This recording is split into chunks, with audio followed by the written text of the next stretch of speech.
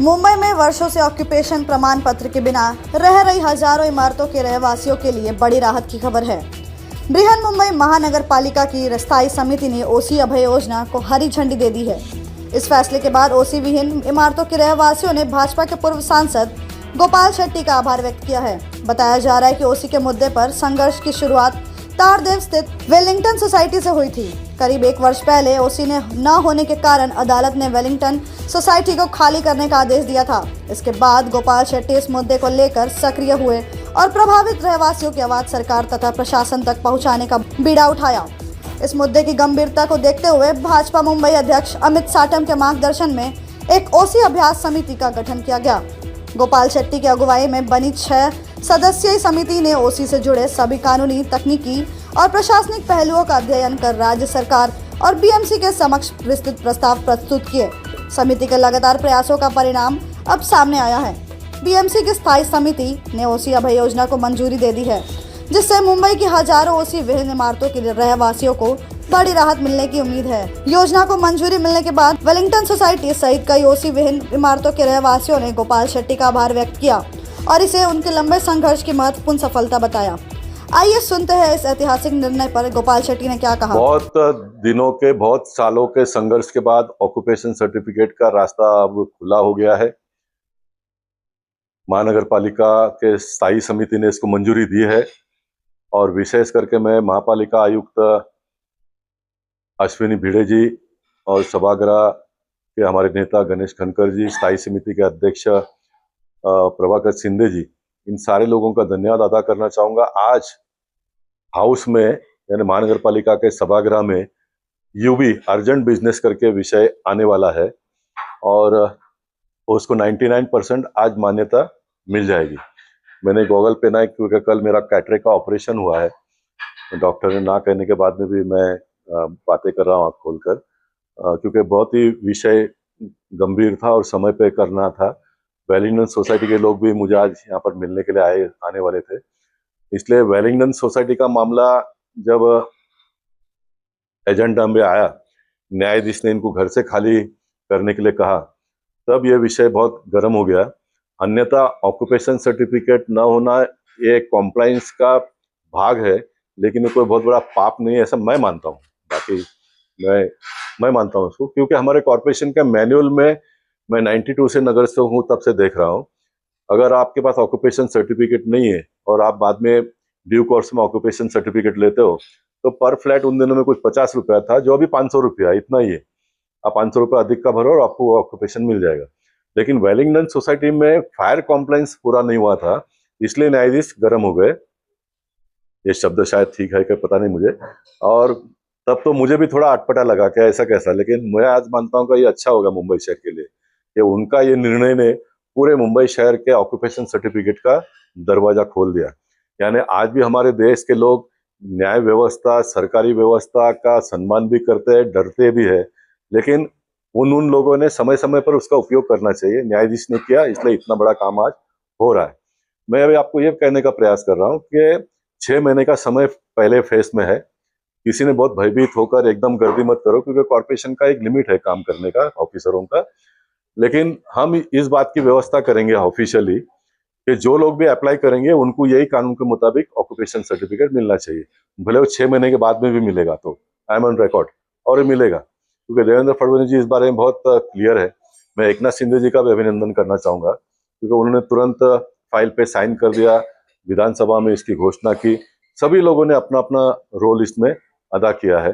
देवेंद्र फडणवीस जी का विशेष अभिनंदन। मैं जब उनको जाकर मिला तो उन्होंने तुरंत कमिश्नर को फोन करके कहा कि इसको आप जल्दी करो करके। कोई मुख्यमंत्री इतना करते नहीं, लेकिन उन्होंने किया।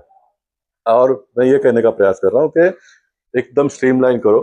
मैंने सारे बिल्डरों को भी अपील कर दिया है कि आपसे जितना होगा उतना कोऑपरेट करो। आर्किटेक्ट को भी कहा कि आप कोऑपरेट करो, आपका जूना पेमेंट जो भी बाकी होगा वो आप लिखकर सोसाइटी को एनओसी दे दो। वो आर्किटेक्ट लोगों ने जिनके उनके साथ में ताल्लुक है, कोई हमारा कोई ऑब्जेक्शन नहीं है, तो इनका गाड़ी आगे बढ़ेगा। इनको कोई फ्री में करके देने वाला आर्किटेक्ट मिलेगा, सस्ते में करने वाला, तो कर लेंगे, अपने को इसमें प्रॉब्लम नहीं। और एक बात मैं ये बताना चाहूंगा, जो फ्लैट होल्डर्स है, आप लोगों ने इस बात को मन में लेने की कोई आवश्यकता नहीं कि आपके ऊपर कोई अन्याय हो रहा है। अन्याय कुछ समय के लिए हो गया है, लेकिन आपका अभी भला होने वाला है। वो कैसे भला होने लगा वो मैं आपको समझाता हूँ। क्योंकि अभी अगर समझो फॉर एग्जांपल आपका 500 फुट का फ्लैट का एग्रीमेंट है, लेकिन आप यूज करते हो 700 फुट, तो ये बदले हुए कानून के मुताबिक अभी ऐसा उन टाइम में रेगुलाइज हो सकता था क्या? तो नहीं हो सकता था, क्योंकि उन टाइम में रोड विड्थ का FSI का प्रोविजन नहीं था, फंजिबल का कानून उन दिनों में नहीं था, जो बाद में आया। तो अभी कानून है इसलिए FSI उपलब्ध हो गया।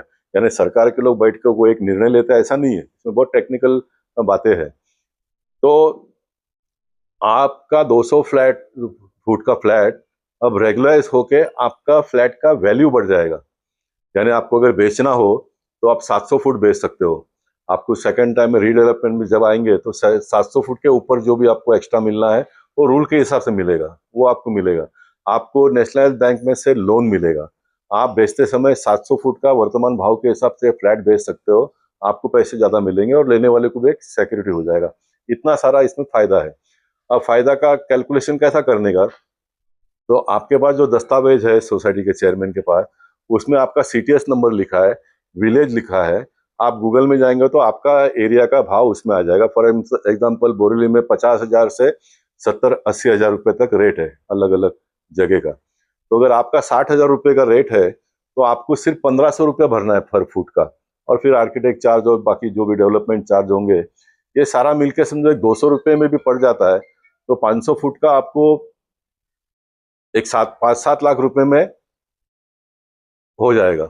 लेकिन 200 फुट का आपका वैल्यू आज 25,000 का भाव है तो 50 लाख रुपए हो जाता है, 30,000 का भाव है तो 60 लाख हो जाता है। इतना आपका वैल्यू बढ़ जाएगा। इस बात को भी आपने ख्याल में लेने की आवश्यकता है। तो टोटलिटी में सबका फायदा है। एक बात मैंने कही कि कोई अगर गलती आपके पर अन्याय बड़ा हुआ होगा तो ऑक्यूपेशन न होने की वजह से आपको पानी का डबल चार्ज भरना पड़ा, पानी का क्वांटम आपको कम मिला, ये हमारे जैसे लोगों की खामियां रह गई, ऐसा मैं कहूँगा। हमने प्रयास तो उसमें बहुत किया, मैंने विशेष करके पहले दिन से मैं लगा रहा, लेकिन ये चूक रह गई है, वो रह गई है।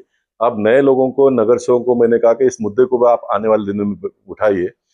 जिनके पास से भी डबल चार्ज लिया गया है उनको, सारे लोगों को पैसे हमने वापस देने चाहिए। ये अगर हम करते हैं तो ये सही लोकशाही है और सही डॉक्टर बाबा साहब अम्बेडकर जी का संविधान का हम उपयोग करते हैं, ऐसा मैं मानूंगा। और ये हो जाएगा क्योंकि अभी कॉर्पोरेशन को बड़े पैमाने पे इसके माध्यम से पैसा मिलेगा, राज्य सरकार को भी इसमें किसके माध्यम से पैसा मिलेगा।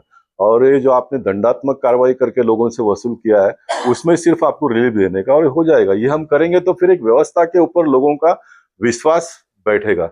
वरना आप जितना भी डंडे मारो तो लोग तो खाते ही, और लोग कर भी क्या सकते हैं। तो बहुत सारी बातें हैं। फिर एक बार मैं कहूंगा कि बहुत पैनिक मत हो जाए, सबको आसानी से ऑक्यूपेशन सर्टिफिकेट मिल जाएगा। अमित साटम जो एडवोकेट अमित मेहता जो हमारे मुंबई भारतीय जनता पार्टी के लीगल सेल के अध्यक्ष है, हो कानूनी कामकाज में जो कुछ भी अड़चन होगी बहुत कम लोगों को आएगा, वो उसमें आपको मदद करेंगे। बाकी सारा हमारा सिस्टम के लोग मिलकर मदद करेंगे। आज सभागृह में बात करते समय मैं सभी विरोधी पार्टी के नगर सेवकों को भी कहूंगा कि पुण्य करने का समय आ गया है, और आपका और मेरा जो नाता है वो मतदाता के साथ में, हमने उनके भले के बारे में सोचना चाहिए। कॉर्पोरेशन में रेवेन्यू कैसा आता है, किधर से लाने का, ये सत्ताधारी पार्टी का काम है, वो करेंगे। और उन्होंने भी चैम्बर में जाकर कमिश्नर से बात करना चाहिए, मेयर से बात करना चाहिए। रेवेन्यू तो चाहिए, रेवेन्यू के बगैर तो मुंबई को हम ठीक ठाक नहीं कर पाएंगे। एक अकेले देवेंद्र जी कितना करेंगे, मोदी जी कितना करेंगे, मुंबई शहर का भी कॉन्ट्रीब्यूशन होना ही चाहिए।